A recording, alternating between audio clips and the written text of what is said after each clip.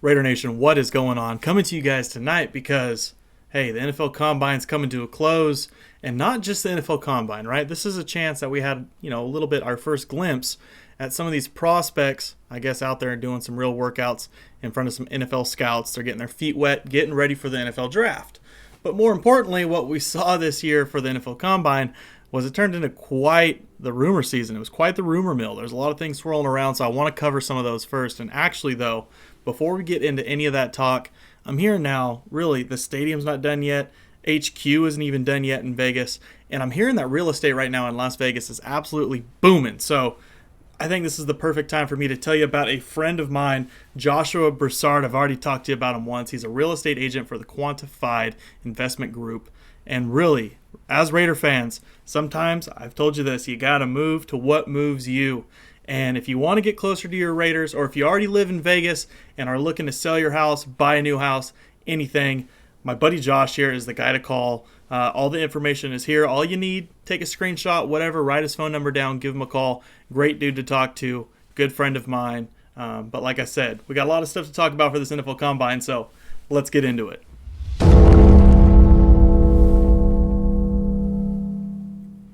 Let's just talk about the rumors.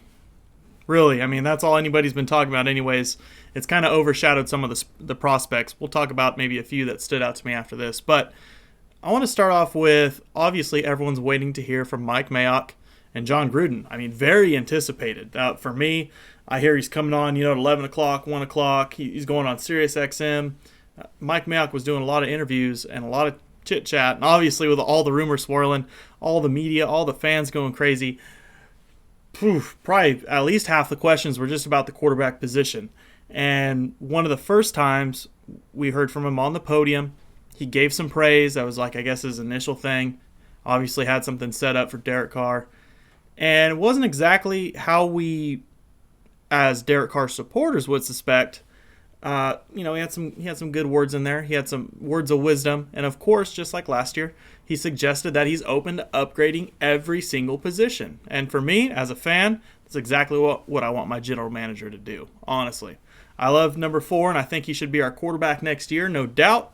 But if our general manager is not looking to always upgrade talent, then I'm a little worried. So he didn't necessarily lock in on Derek Carr, but he did have some good promising words for him, which I'm pretty interested in. Here was the first thing that he said. Other teams might look at that as, hey, maybe we should call the Raiders about, Derek Carr. Would you be surprised if that happened? And is that part of something that you would even entertain?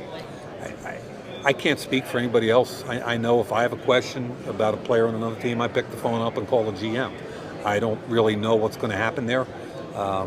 We're not looking to actively move him at all. Okay, we know what we have and we appreciate it. So basically, not shopping Derek. That was the initial. They're not even looking to actively shop him. So you can pretty much close that. Also, he came back around, said this. Look, I try to tell people that you don't understand how good a quarterback Derek Carr is. It's pretty good praise. I mean, it seemed like to be the entire thing that he drove across that Derek's a good quarterback. Like I said before, I want my general manager to be looking to upgrade at quarterback. And right now it sounds like he's pretty happy with what Derek Carr's doing. So, just like I thought this offseason, I don't see an upgrade at quarterback available. I really don't. And for all you Tom Brady people, as much as you guys want him on the Raiders, fortunately, this is what we saw. It's Mike Vrabel, Titans head coach, FaceTiming with Julian Edelman and Tom Brady. That would depend on what day you guys are watching this. This would be Saturday night, the final day of the Combine. And also, I guess the last thing I'll throw in here, those wondering what John Gruden has to say, John Gruden did come out early morning and he made a statement, and this is what he said. Consistent on what I have said. I really think Derek's a heck of a player, and I got a lot of respect for what he has done, and with some tough circumstances. So I'm not going to answer every media rumor out there. Just can't do it. I'm just going to listen to my serious rock and roll, classic vinyl, and keep working. But I love what Derek Carr did, and love what he brings to our team, and anxious to continue to build around him. I love John Gruden, man. What I love most about that video, he gave some praise, was definitely a lot different. Obviously, really looking at everyone's, this is what's crazy. Everyone is picking apart the words that these guys are saying, right? We are reading into every little thing. Oh, he used a past tense word there. Oh, he sounds committed to Carr here. Da da da da da. John Gruden looks like he hasn't slept in 3 days, right? He's out there looking for talent on the field. Does he really care that much about our Derek Carr questions? No. For me, I see a guy that, hey, if he should commit to a guy, he should commit to a guy. They probably already have a plan in place. They probably already know what they want to do. They're probably already locked in on number 4. He's probably going to start in 2020. No big deal. All these questions swirling, everyone's trying to pull everything apart, pick everything apart, looking at every single little word, when really, these guys are just out there looking for talent. And it's unfortunate that they can't just focus on that. All they're getting asked about is, the current rumors, the current drama within Raider Nation, basically. And they can't even go out there and they can't even evaluate talent to their fullest potential without being distracted. I don't want to say it's a distraction to them, but, really, the media isn't doing them any favors right now. Raider Nation isn't doing them any favors to be able to focus and lock in on talent. But besides the point, like I said, obviously the rumor mill took over the Combine. So real quick, before I close this thing out, I want to give you guys some prospects that stood out to me, starting with one of my favorites, CeeDee Lamb. CeeDee Lamb from Oklahoma came out and really was exactly who we expected him to be.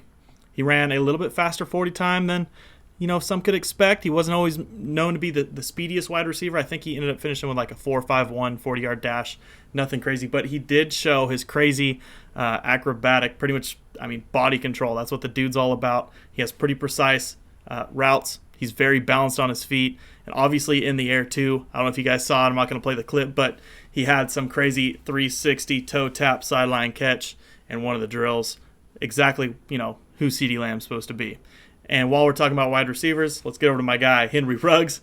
Henry Ruggs coming out, I forget what it was, like a 4.27 official 40-yard dash time. Had like a 42-inch vertical, along with, I forget who it was, Rager. I think Rager had a 42-inch vertical too. Some smaller wide receivers who definitely have some game speed and obviously have some freak athleticism. There's videos like this of Henry Ruggs dunking, which is freaking nuts for a dude that's like 6 foot tall. That's like me. I get rim maybe if I'm lucky. It's crazy for a guy like that to even be able to dunk. And then another guy, obviously, Justin Jefferson. Justin Jefferson, I think, after the Combine, really raised his stock. I think he ran a little bit faster than he was supposed to be. He tested really well. Justin Jefferson's a guy I think that would be around there in the late first. I still think he might be a second, maybe late first, second round pick. But obviously shot through the charts. And the last wide receiver I want to talk about is Chase Claypool from Notre Dame. And Chase was drawing comparisons basically to Megatron, Chad Johnson.